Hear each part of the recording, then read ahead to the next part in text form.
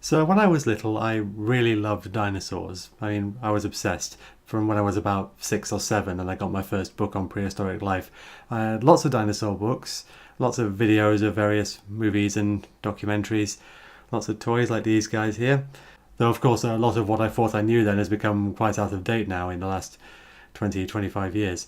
So that's probably one reason why my fifth favourite movie is what is basically the quintessential dinosaur movie, Jurassic Park. Now, this movie works through a combination of a few things. It has a good, smart story. It has a very cool concept, basically a theme park with dinosaurs. And it has some really great special effects that were revolutionary at the time to bring the dinosaurs to life. It ends up using the dinosaurs very well overall.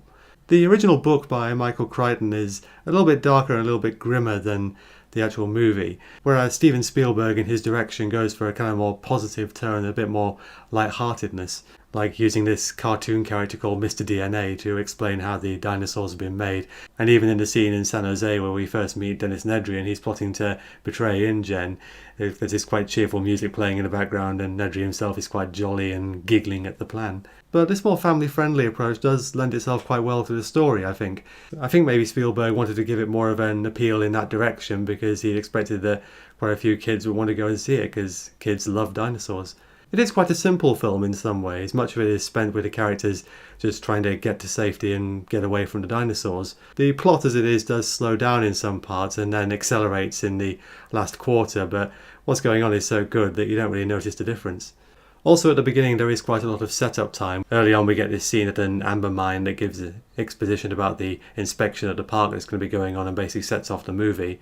And then we get this scene in the Badlands with Alan Grant and some other paleontologists digging up this velociraptor, which kind of establishes what kind of dinosaur that is because that's going to be the main villain in the third act. It's worth noting, by the way, that the real velociraptor was about half the size of the ones that appear in the film, and also we know now that it had feathers. I kind of wonder if Michael Crichton chose Velociraptor for his book rather than something similar like Deinonychus, because Velociraptor sounds a bit cooler, a bit meaner. So there is a lot of time spent on setup, but the payoff is definitely worth it. And it's about 20 minutes in that the main characters finally get to Jurassic Park and we get this scene where they meet their first dinosaur, the big Brachiosaurus. And I've said earlier about Top Gun that has my favourite opening of any movie, but the scene where they first see the Brachiosaurus in Jurassic Park is probably my favourite individual scene of any movie ever. Everything about this scene just fits together perfectly, the way the characters react in this wonder at the dinosaur that they're seeing and the more intellectual amazement of these paleontologist characters as they're saying they're moving in herds. They do move in herds. The way the theme music comes in and builds up and times perfectly with what the characters are saying and what they're doing. They establish that there is a T-Rex at the park and it can move at 32 miles an hour, which is surely going to be relevant later. And then there's the dinosaur itself, which looks fantastic, even by today's standards. I mean, when you look closely, you can tell that it's CGI, and yet it still looks more realistic than most special effects dinosaurs today, even the ones in Jurassic World. It's just brilliant. Now, anyone who's seen Jaws will know that you don't actually see the shark all that much until the third act, and Spielberg actually uses the same approach with the dinosaurs. The dinosaurs only appear quite sparingly. I mean, after the Brachiosaurus, there's some other stuff going on for a while, and then we get this little baby velociraptor.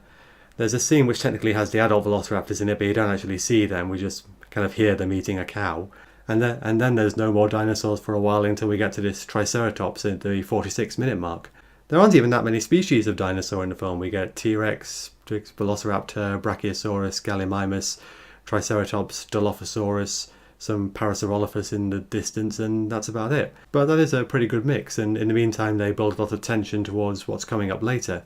Really, not seeing the dinosaurs probably makes you appreciate them better when they do show up, and there are quite a few scenes that don't really contribute to the main story, but are really just to show off how good the dinosaurs are, like the scene with the Triceratops, which doesn't really move very much but looks really good, and the Alan and the kids encountering this Brachiosaurus in a tree and then running away from the Gallimimus. Compare that to the sequel, The Lost World, which manages to throw a lot of dinosaurs at you and many more different species, but the original's approach probably has a bit more artistic quality. So as for the characters, I really like Jeff Goldblum's performance as Ian Malcolm. He just has a style all of his own.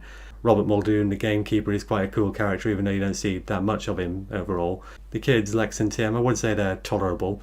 I do like that bit where they're going to see the Triceratops and Lex pretends to fall over and Alan takes her hand to help her up, and then she won't let go of his hand afterwards when he's trying to shake her off.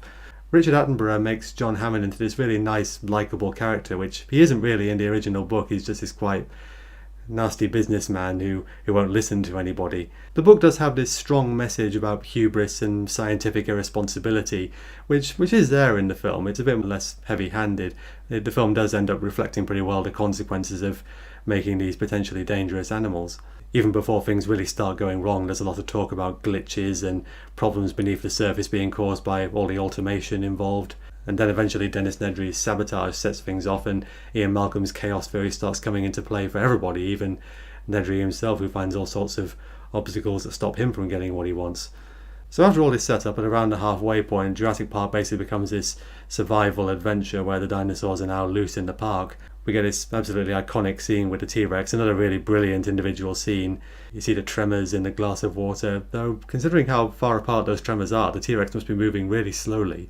The T-Rex itself turns up, gives this iconic roar. The scene uses a combination of animatronic and CGI and just looks absolutely brilliant. I think the fact that it's both at night and in the rain makes you not think about the fact that it's special effects. The T-Rex is really there. After that, there's a few more different action scenes involving the dinosaurs, and they tend to be quite brief, like when the T-Rex is chasing the Jeep, but they're still very good. And not that much is really made of the fact that the dinosaurs can breed when they shouldn't be able to. In the book, they made a much bigger deal out of it, but that still goes some way to reflecting the fact that they can't really control this. And then comes the moment at the beginning of the third act that the raptors get out. And this is treated as a very big deal. I mean, the movie's been setting up the raptors all the way from the beginning, from the first scene. I mean, these things may not be as big as the T-Rex, but they're scary in plenty of other ways. They're very fast, they react very quickly when they see their prey, and they're smart as well. They're thinking predators, able to get past obstacles and hunt cooperatively. And they seem more openly malevolent as well. They have more like evil personalities. I mean, like the T-Rex is just a bit of a brute, but just from the sounds the raptors make, they sound malevolent, like they want to hunt you because they enjoy it. We get this really great scene in the kitchen of the kids trying to hide from the raptors that are stalking around. Again, it's a combination of CGI and animatronics. There are bits where you can only see the raptors' heads or hands or feet. It's a very tense scene because you know the consequences. If the raptors lay eyes on these kids, they're dead. So the last 20 minutes of this succession of raptor action scenes where the characters just miss getting killed quite a number of times. But then finally we have the T-Rex making a grand reappearance, saving the day and sorting those raptors out. I mean, apparently the T-Rex wasn't actually supposed to reappear at the end. I think one raptor was supposed to be crushed by a falling skeleton and John Hammond was supposed to shoot the other one, but then Spielberg decided he had to bring the T-Rex back for the end, and that was a very good decision. And the final scene in the helicopter gives me goosebumps.